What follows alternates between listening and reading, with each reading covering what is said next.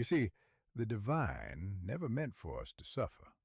We were not cast into earth to be punished, but sent with love to bring heaven here. And so the garden was given, a sacred mirror of home, lush, boundless, alive. Every color sang, every breeze whispered grace. In Eden, nothing lacked, no hunger, no fear. The trees bore fruit in every season. The rivers sparkled with remembrance. We were meant to live as we did in heaven, walking in unity and joy, in love, co-creating beauty, lifting one another, never forgetting that we were still being held, even as we walked the soil of earth. God made sure we would never feel far from home. There was harmony. The lion lay beside the lamb. Bird song filled the air, not for attention, but because joy overflowed. No roles, no names, just being. Each creature attuned to the rhythm of oneness, a dance between all things, effortless and free. Even the fruit was shared, not out of need, but of knowing there was always enough.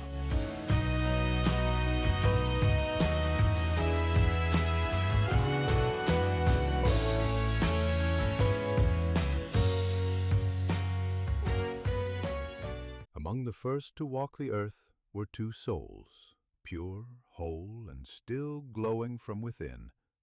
Long before story became scripture, they were simply the first to carry love into the world.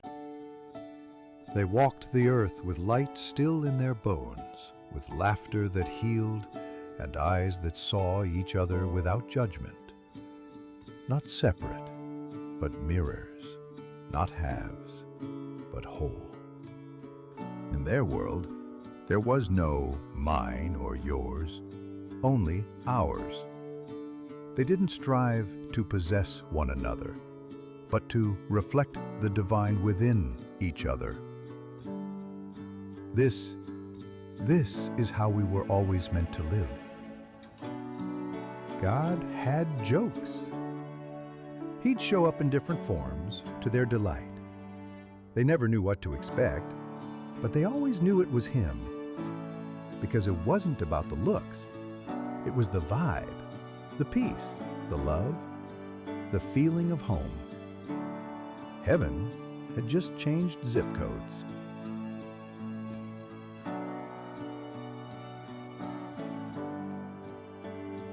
They gazed at the stars, not knowing what waited beyond the light. But in that moment, there was only peace, only love, only the memory of who they were. The darkness had not yet come, and the bridge still shimmered in their hearts.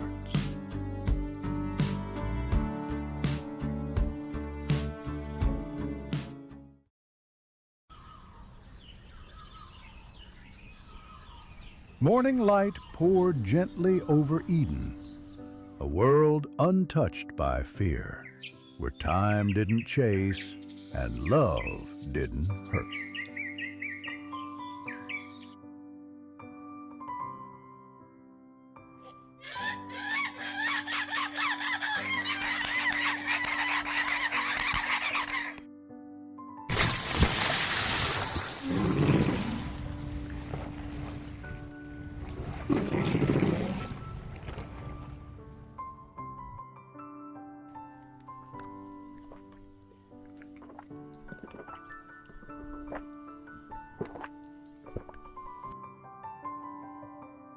Adam and Eve moved in harmony, not as man and woman, but as one soul exploring creation in two forms.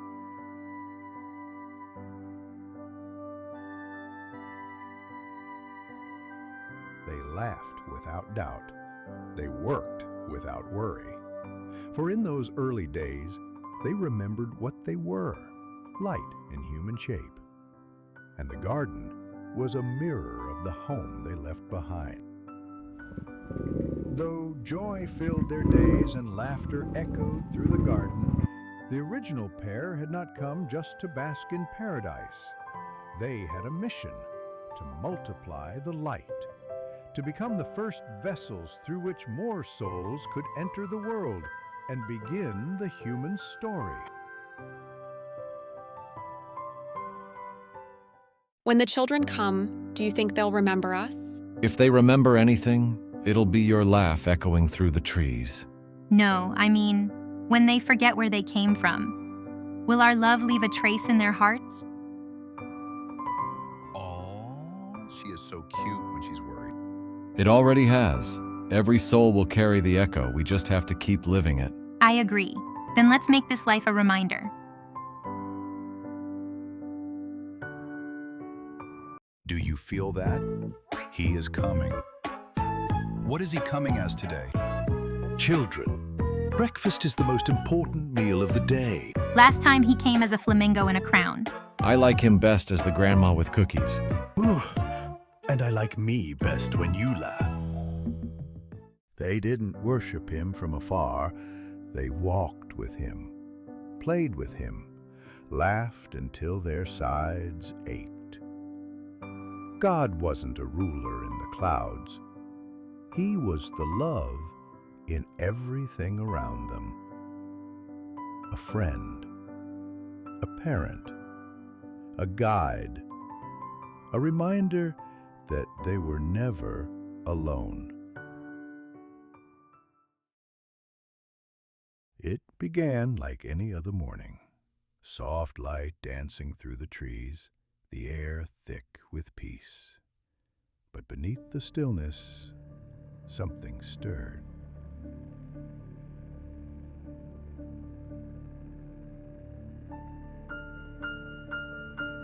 Something new, something different, something dark.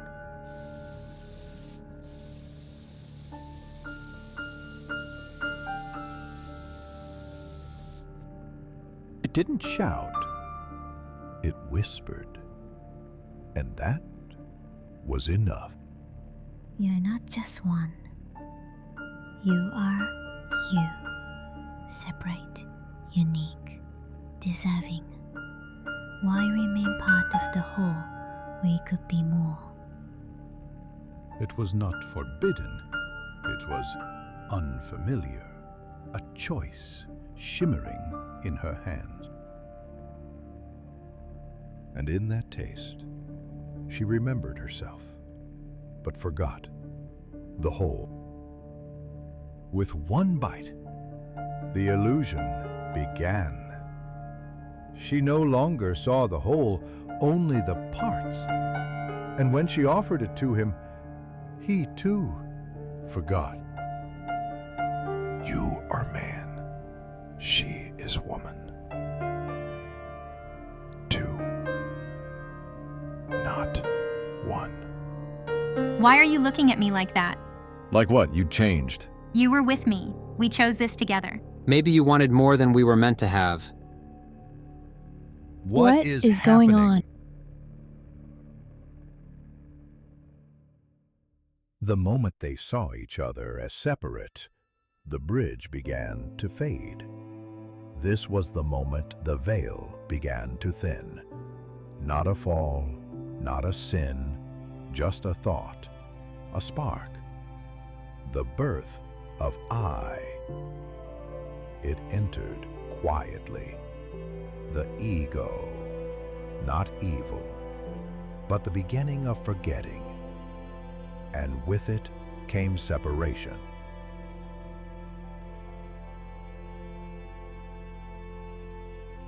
They did not leave with chains on their feet, but with the weight of forgetting in their hearts. The garden did not cast them out. It simply faded when they no longer remembered it. And so began the long walk through separation, with only a distant echo of the bridge.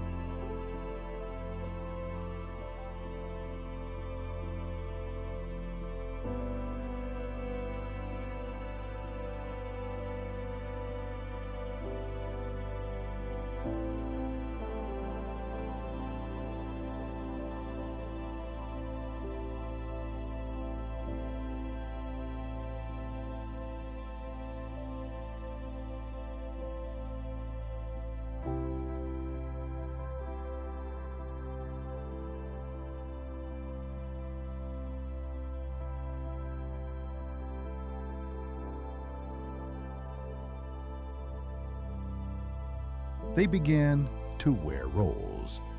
Masculine, strong.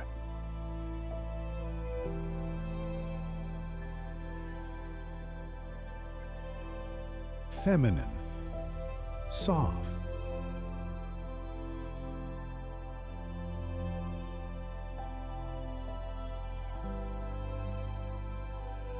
Thus began the first echo of conflict. Not in words, but in the quiet space between two hearts, forgetting they were once one.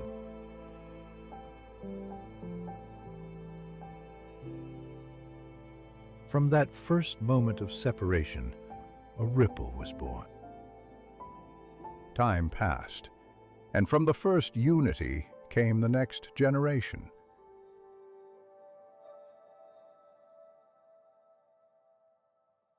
The oneness they once knew became harder to remember. Love was still there, but now tangled in pride, blame, and fear.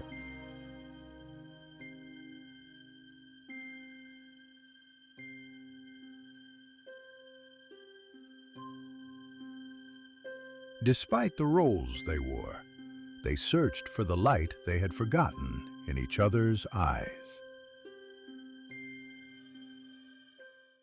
And sometimes they found it, if only for a moment. A shared laugh, a quiet embrace, a spark of the bridge they once knew. But the ego was patient. It whispered doubt, ignited blame, and made them forget again. Love would rise, then falter.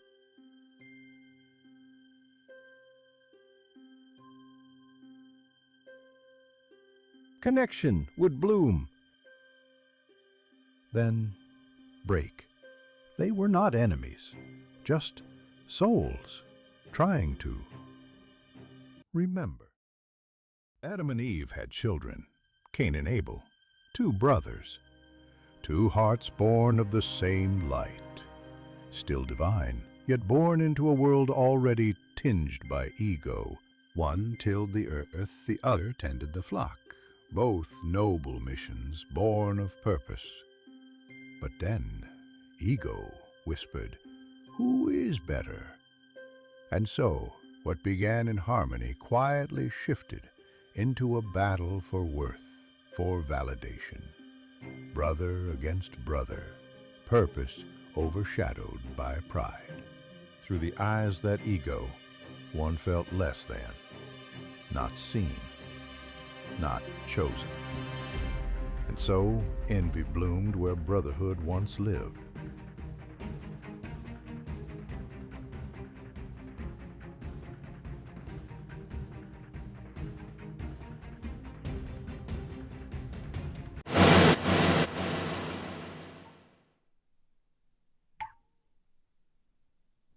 And so, for the first time, the earth drank blood.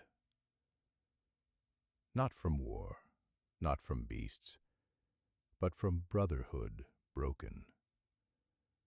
The ground, once blessed with footsteps of harmony, now pulsed with grief. The first blood had been spilled, not by fate, but by ego. It wasn't just a brother that fell that day. It was the memory of the bridge. The illusion of separation grew stronger. Even the divine wept, not in anger, but in sorrow, not for punishment, but for how far they had forgotten their light. And so Cain wandered east of Eden, not just away from home, but away from himself. His brother's blood still cried out from the earth, a haunting reminder of what happens when ego drowns out love. But Cain was not alone in his fall, for what began with one brother's envy would soon ripple through every heart, every home, every generation. The true exile had only just begun, not from a place, but from the bridge, from the remembrance of who we truly are. Before kingdoms rose, before wars began, ego took root inside the individual. And that's where we must begin.